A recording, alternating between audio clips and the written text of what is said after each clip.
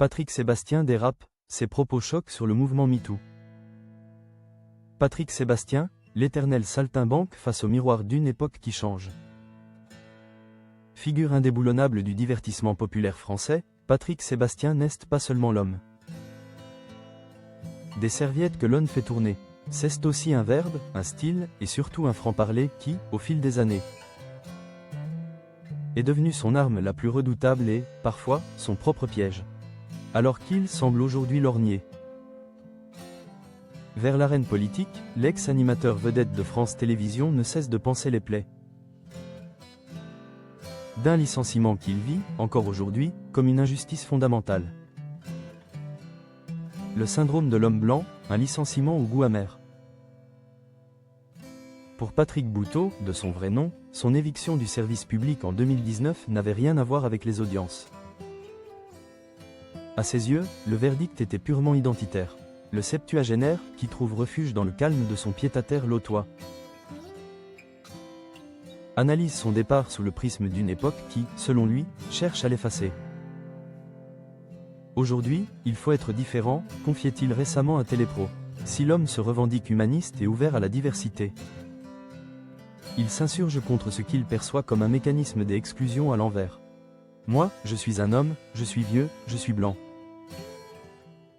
Je n'y suis pour rien, je n'aille pas demander à être comme ça et je ne voudrais pas que ce soit un handicap.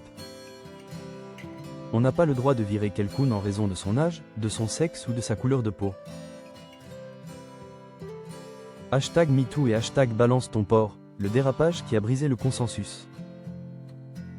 Mais si Patrick Sébastien bénéficie d'une immense popularité, ses sorties de piste sur des sujets sociétaux sensibles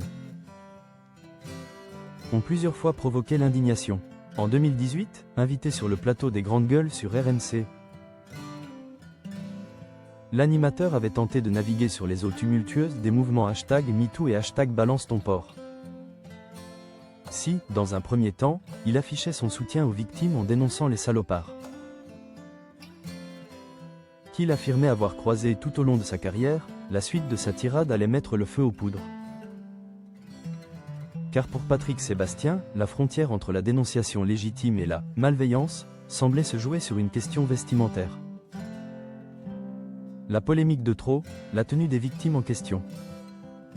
J'ai un peu de mal avec certaines victimes, qui ont les seins dehors, les fesses à l'air. Avait-il lâché au micro de nos confrères une phrase qui, au-delà de l'onde de choc immédiate, a ravivé le débat sur la culture du viol et les stéréotypes sexistes. Sur les réseaux sociaux, la réaction ne s'était pas fait attendre. Cécile Duflot, ancienne ministre, avait notamment pris la parole pour épingler cette vision d'un autre temps.